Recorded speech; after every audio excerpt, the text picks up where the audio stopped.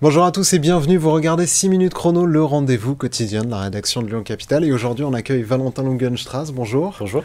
Alors vous êtes adjoint à la ville de Lyon en charge des mobilités, de la logistique urbaine et des espaces urbains.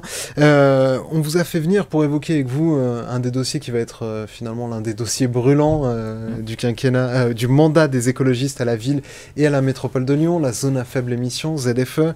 Depuis la rentrée, c'est les véhicules critères 5 qui sont plutôt bannis des voiries lyonnaises. Ça va s'étendre jusqu'aux véhicules diesel à la fin du mandat.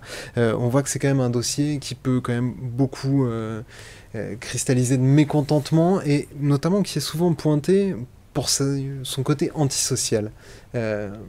En quoi, pour vous, cette mesure n'est pas antisociale ? Il y a deux enjeux, c'est vrai que pour la zone à faible émission, d'abord il faut rappeler c'est l'enjeu sanitaire, hein. On est aujourd'hui dans une situation où la pollution de l'air affecte la santé des habitants. On a une majorité d'enfants maintenant qui a des problèmes respiratoires divers et variés, donc ça a un impact très concret sur la vie des personnes et notamment... Qui celui-là n'est pas mis en cause. Hein, c'est ça, qui est pas mis en cause, mais... climato-sceptique de la pertinence sanitaire. Mais par contre, on a beaucoup de personnes, notamment dans notre opposition, qui considèrent que ce n'est pas suffisant pour justifier en fait une zone à faible émission qui soit ambitieuse. Et cette ZFE ambitieuse, c'est effectivement d'aller jusqu'à la sortie du diesel dans le périmètre central et d'aller...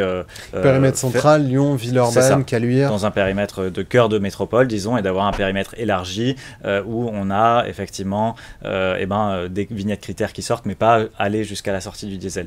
La question sociale, elle est essentielle et on la traite de plusieurs manières. D'abord, un petit rappel à ce stade, hein, en gros les ménages les plus défavorisés de la métropole sont ceux qui ont la plus grosse part de véhicules motorisés en diesel, donc ceux qui devront changer de véhicule à la fin du mandat. Absolument, et qui sont aussi les plus affectés d'ailleurs par cette question sanitaire que j'évoquais juste avant. Donc on a des aides d'abord pour accompagner les personnes en fait qui ont besoin de changer de véhicule tout simplement. Donc on aura des personnes encore, malgré les efforts qu'on fait sur les alternatives, qui auront besoin de changer, donc qui ont des aides, et notamment en fonction des revenus, c'est ce qui est important. On va d'ailleurs plus loin que l'État parce qu'on ajoute un septième décile. 70% de la population, tout simplement. 70% de la population aura le droit aux aides en fonction des revenus et aussi à des dérogations en fonction des revenus de 2 ans supplémentaires pour laisser justement plus de temps. Donc on voit que ça touche quand même une grande partie. Vous imaginez, puisque en gros acheter une voiture essence aujourd'hui, une familiale, on va dire, c'est 30-35 000 euros. Vous pouvez monter jusqu'à combien? Financer combien? Il y a le cumul des aides de l'État, le cumul des aides de la métropole, des diverses aides. On arrivera à combien à peu près? Ça vous dépend avez à peu près en tête. Ça dépend vous partez pas à l'aventure. Ça dépend des revenus, mais il y a effectivement des aides où on pourra aller jusqu'à plusieurs milliers, taper plus de 10 000 euros en termes d'aides directes pour le coup sur ça. Après, c'est pas juste le sujet des aides. On a des dérogations, y compris des dérogations pour les petits rouleurs, parce qu'on a un certain nombre de personnes âgées, par exemple, qui roulent assez peu avec une voiture de temps en temps pour aller voir de la famille.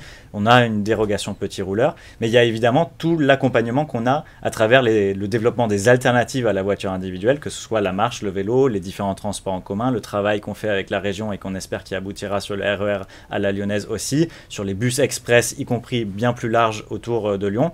Et puis le dernier sujet sur l'accompagnement, on vient d'ouvrir par téléphone, par web et en agence physique rue Masséna, une agence des mobilités qui est là vraiment pour accompagner les personnes dans toute la métropole, dans leur transition des mobilités personnelles. C'est quasiment du suivi cas par cas. C'est ça, c'est vraiment la transition des mobilités personnelles. C'est j'ai à me déplacer au quotidien ou d'une manière occasionnelle à tel ou tel endroit. Il y a la ZFE qui me concerne, qu'est-ce que je peux faire, quelles aides, quelles dérogations, quels accompagnements, mais d'une manière générale, est-ce que je peux passer à un autre mode, mais ce qui est étonnant dans les 2 cas qui avaient été mis en avant lors de l'inauguration de l'agence des mobilités, ils avaient pris l'exemple de 2 personnes qui vivaient à Villeurbanne, et les 2 disaient ne pas vouloir abandonner leur voiture, être convaincus de ne plus l'utiliser au quotidien, mais ça veut dire que quand même ce besoin de voiture, il a l'air d'être toujours présent. Jean-Charles Colas, par exemple, vice-président, votre homologue à la métropole de Lyon, parle d'une addiction. Une addiction, c'est compliqué pour en sortir.